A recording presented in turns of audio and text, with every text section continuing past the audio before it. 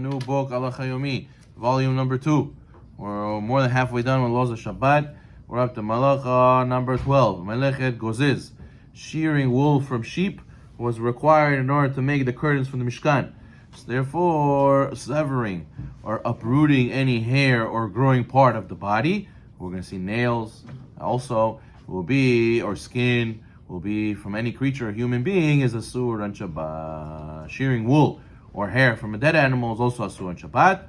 According to the Torah, no one may shear the amount of wool that can make 4 tvahim of string. Midarabanan, even less than that amount is also asur. Okay, let's do number 3. Merely cutting 2 hairs with scissors or other cutting instrument is prohibited as tolada of Gozez. So a guy's a barber, goes to work on Shabbat, he's cutting hair, that's it. The Melacha d'oraita when he uses the scissors. Similarly, if one cuts one white or gray hair that's between black hairs, he violates prohibition of Gozez. So usually it's 2 hairs. But if you did one white hair from amongst black hairs, so that's considered chashuv enough to be even just 1 hair breaking Shabbat. Cutting only 1 hair in general, even when the instrument is rabbinically prohibited. Furthermore, any method of hair removal, even by hand, is at least rabbinically prohibited. So plucking your hair out also, is also asur midrabanan. So if right now, I'm losing hair, just doing that. No. That means that the hair was already fell out. You removed it, so it fell off. But to uproot it, to detach it, that's the problem. Your hair, when you go like this and the hair falls out, that means it was already detached. We're going to learn that you can't brush your hair on Shabbat because of that issue, because you're going to rip out hairs. So tweezing a hair is asur. Some people tweeze their eyebrows, right? They tweeze some hairs from the nose or from the ear, whatever it is. B, using any type of hair removal, right? Hair remover, right? Let's say a person puts a wax, a cream, a thing that makes the hair fall off. All that is asur on Shabbat. C, pulling a hair from one's beard, right? The Bet Yosef quotes that it's a proper not to put your hand in your beard. Let's say you have a longer beard. Some people like to play with their beard. Some people, they go, when you say Tosfot, you have to go like this. So Tosfot says, So when you do that and you're playing with the beard, you might rip it out. Might rip out a hair, right? So that's C. Number 4, the prohibition of cutting hair applies even to cutting someone else's hair. So then if you play with rabbinical, you cannot actually. Right. Playing, and all of a sudden the hair falls off. Yeah, that's not your intention, but still, you should avoid doing such a thing. Number 5, one is not allowed to use a comb on Shabbat to comb his hair, because he will ultimately uproot hair while combing. This is forbidden even when one will run through the hair lightly with the comb. A brush may only be used on Shabbat with the following 3 conditions. Number 1, you cannot use a stiff brush, because when it's stiff, that's what causes the hair to come out. And you have to use a soft bristle brush, like a baby brush, that will not uproot any hairs if brushed lightly. Number B, it is preferable to use a brush that's set aside for Shabbat use. C, you can only touch up the hair a little bit, not brush the entire head. Right? D, it is permissible to pass your hands through your hair in order to make your hair neat. You're allowed to move it with your hands, but you cannot brush with a regular brush or comb. 6, a lady who forgot to brush her hair before going to the mikveh Friday night may ask a non-Jew to comb her hair for her in order for her to be able to immerse in the mikveh. Okay, 8, one may scratch the inside of his nose or ears, even if one may pull out some hairs while doing so. Since it's not your intention, mutar. Likewise, one may wash his face, even though he may inadvertently pull out some beard hairs in the process. 9, it is praiseworthy to refrain from stroking one's hair or beard on Shabbat, because he may end up pulling some hairs to do so. However, strictly speaking, it is permitted to do so. 10, when you're removing a band-aid, it hurts a lot, it's very painful. One may remove a band-aid on Shabbat, even though one may accidentally pull out some hairs while doing so. However, one who does not have an absolute need to do so on Shabbat should preferably wait till after Shabbat to take off the band-aid. 11, cutting or removing fingernails or toenails with the instrument is considered Gozez and is prohibited on Shabbat. Similarly, you cannot use a nail file and file the nails on Shabbat. 12, this is a hard one. Biting one's nails or cutting one's nails by hand is prohibited under rabbinical prohibition, since doing so is not the ordinary method of cutting nails, but it's still asur. The same story of the Chatam Sofer alav shalom. He told the student biting his nails on Tuesday, Shabbat. He said, Rabbi, it's not Shabbat today. He says, if you do today, you're going to do on Shabbat. 13, Once a nail has been, they say also it's very bad for your health. You can have bacteria, and then if you put it in your mouth, people get there's viruses you can get like that. 13. Once a nail has been mostly detached and is causing pain, it may be removed by hand or biting it off, but it may not be removed with an instrument because it's a tsar. It's a big tsar. So the Chachamim were not Gozez in such a case. But in general, just because you like to, some people are very OCD with their cuticles and their fingers and their nails and all that stuff. They have to be very careful on Shabbat that your OCD shouldn't take over yourself. You have to guard yourself very much. 14. A lady who forgot to cut her nails Erev Shabbat, she must immerse them the Friday night. She should clean them. She may immerse even if they're not cut. If possible, she should ask a non-Jew to cut them for her. 15. It is prohibited to cut a wart or loose skin on Shabbat. A lot of people have loose skin hanging from their cuticle. They like to rip it. They like to pull it off.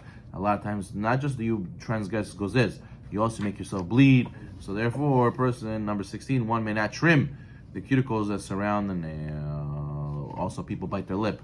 They bite their lip and rip skin off their lip. 17, it is not permitted to bite dry skin from one's lips on Shabbat. Okay, 19. Let's say you have a kid who's losing his tooth, and his tooth is wobbly.